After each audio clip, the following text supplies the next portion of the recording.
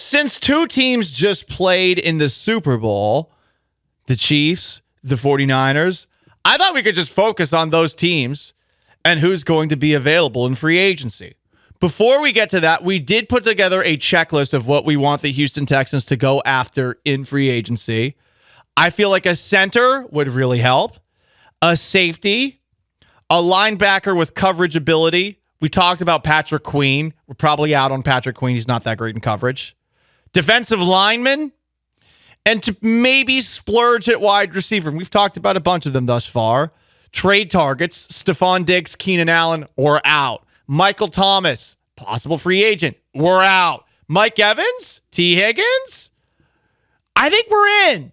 But they will both be very, very expensive. So who's going to be a free agent who played in Super Bowl 58? Well, on the San Francisco 49ers, there's Randy Gregory. He's more an off-the-field story guy than an on-the-field impact guy. There's Chase Young, but Chase Young has been, I think, rather disappointing, partly due to injury. He was good on Sunday, but overall, he has been less than impressive. Right, Sean. People were so excited about that trade with the Commanders at the trade deadline this year, and did he have that much of an impact in totality? No. I think the 49ers defense had a lot of questions about it going into the Super Bowl. To their credit, they played pretty well in the Super Bowl, but I don't know that Chase Young earned a second contract in San Francisco. He's likely going to be a free agent.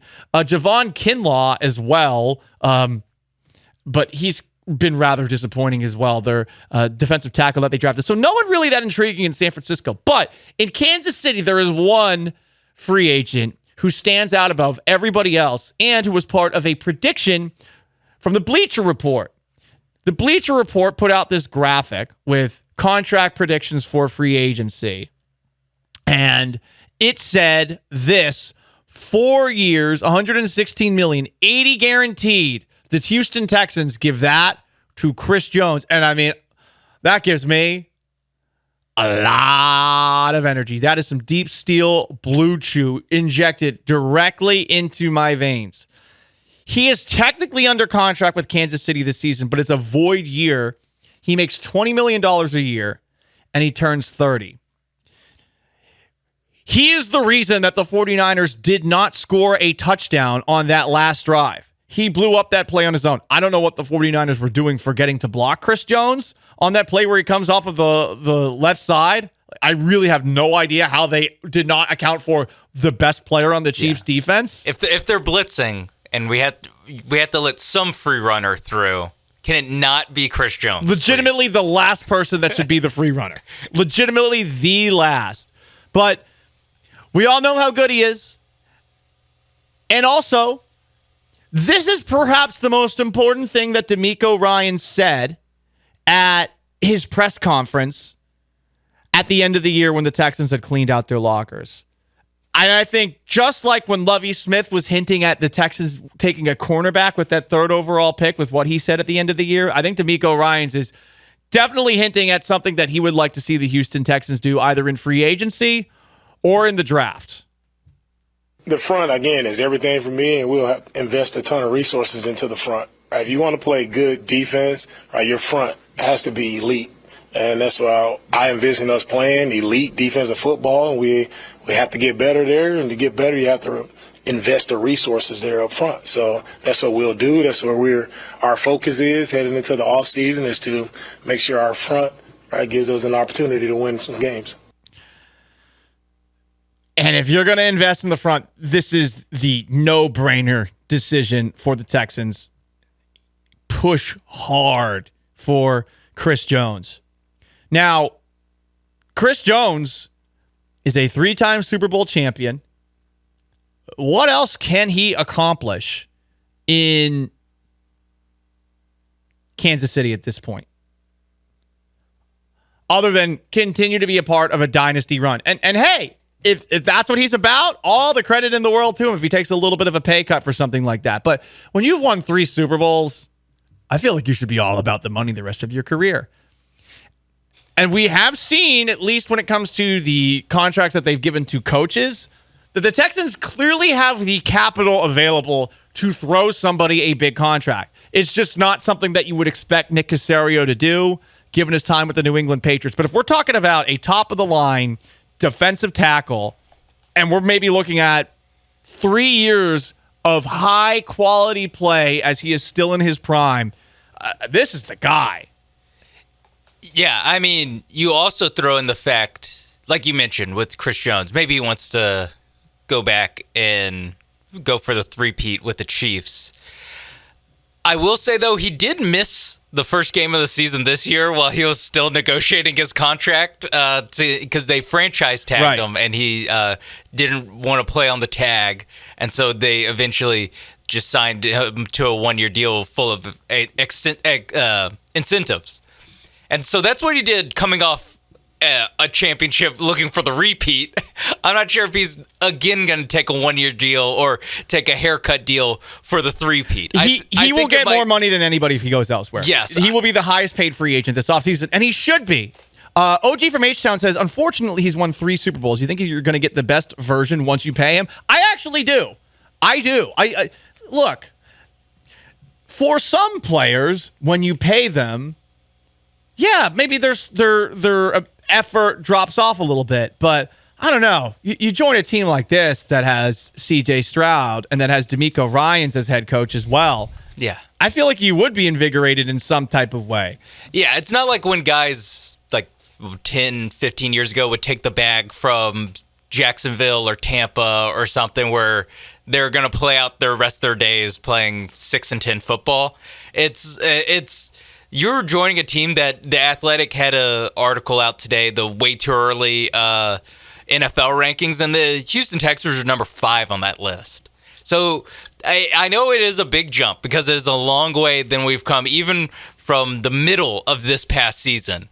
But if you're a free agent and you're looking at the Texans, you're looking at joining an actual contender, like a real deal AFC contender this next year. And so I do think it will be a little bit different, even, if you want to go, oh, you give these guys money, are they going to try? I think it's different because he's not going from a contending situation to a just getting the money situation. He is, if he were to sign the deal that you mentioned with the Texans, he would be getting his money to play on a contender. Yes. And he'd be getting more money. So, for those who don't know, Kansas City's on the border of Kansas and Missouri.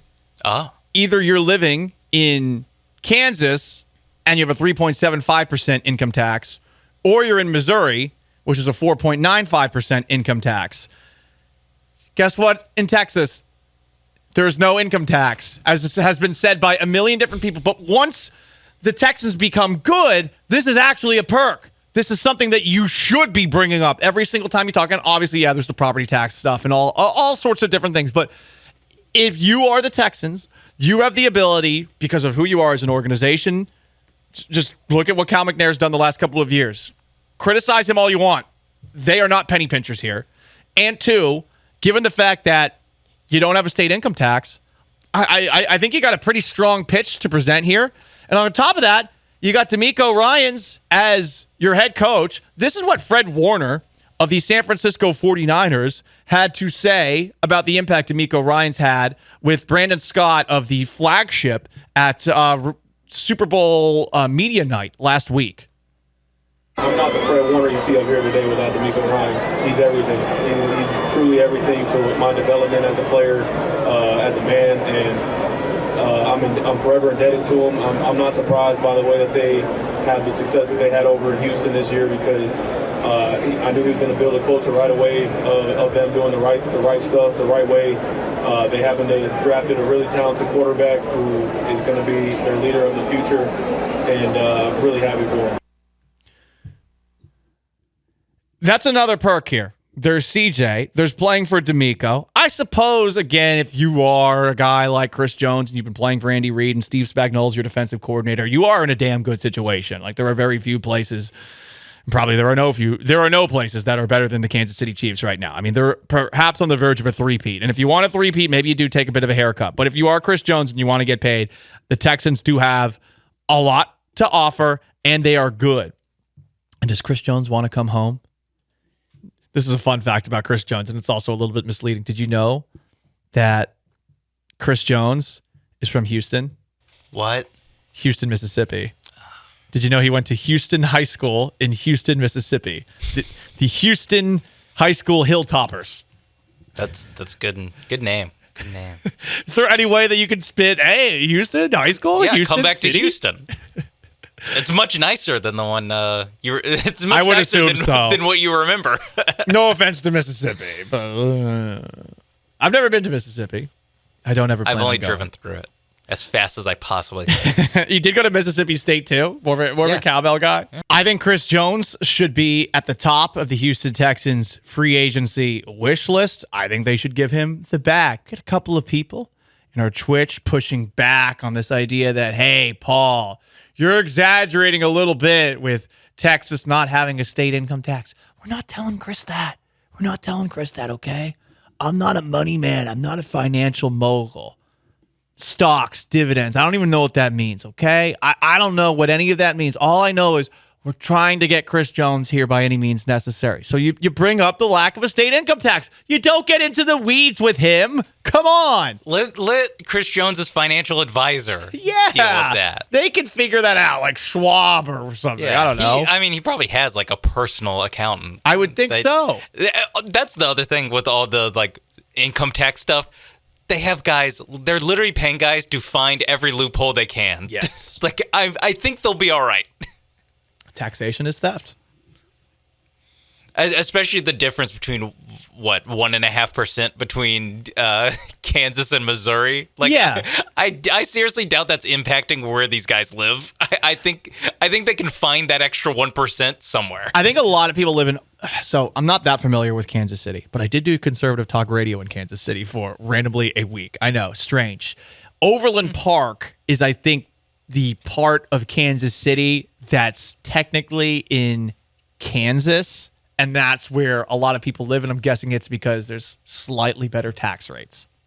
So now you know. So that might be where he is. But guess what? Houston, zero state income tax. This is not about taxes, whether or not we need him. Yeah, we got some bad roads. Yeah, I get it. He doesn't need to know that. Okay? Yeah, that's for his driver to figure out.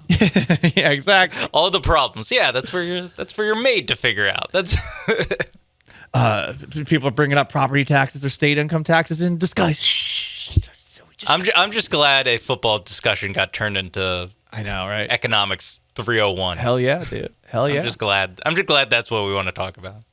More comments here on the most interactive sports talk show in Houston. Double Rod's comments, play for a dynasty or go to the Texans. You can't say that anymore. That's same old Texans logic. It's go play with CJ Stroud.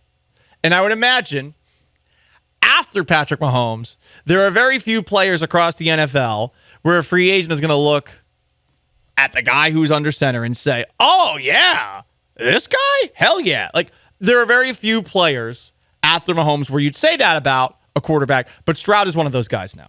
And DeMeco Ryans is also one of those guys as far as head coaches go.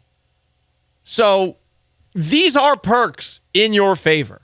Like, you are one of the most attractive destinations for free agents if you choose to spend. I do think it is up in the air as far as how much they're going to spend because there's a lot of guys who are off the books now, and you got to determine who you bring back and who you don't. But if you have money to play with, this guy for the next 2-3 years, because that's what these contracts generally are, is worth bringing into the building because of, one, just how good of a player he is, and two, this guy has championship pedigree. There is no one on your team that has that right now. And I get it. It's overstated or overrated, the idea of playing in these big games.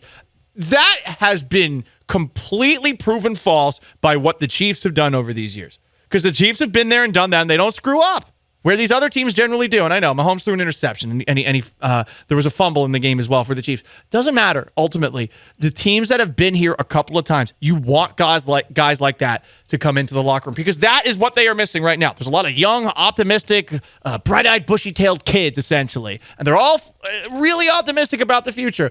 But you got to have a big brother in here. Yeah, and you also, to go hand in hand with that, you have to take advantage. Well, not only do you have the offensive rookie of the year, C.J. Stroud, on a rookie deal, on this the second year of his rookie deal, but you also have the defensive player or defensive rookie of the year, Will Anderson, on a rookie deal. And so that's where you can, D'Amico talking about the defensive front and wanting to build to the defensive front. Well, being able to pay Chris Jones and Will Anderson, or even if you want to go, you don't give Chris Jones that, you pay Jonathan Grenard that. Like, you just give that money to Jonathan Grenard. You're still paying some combination of Will Anderson and another really good player a combined $30 million. To go further, and look, Grenard did great this past season, but if I have to pick between Chris Jones and Jonathan Grenard, Chris Jones every single day. Agree. Every day. And nothing against Grenard. Grenard had a great year. He produced. He's a damn good player. I think that it will continue here. But Jones has been doing this for a while, and this is essentially Grenard's breakout year. Is that going to be something that gets him overpaid by another franchise? It does feel like that's the kind of thing that would happen potentially. So if you're going to overpay, Chris Jones is the obvious overpay here as opposed to someone like Jonathan Grenard.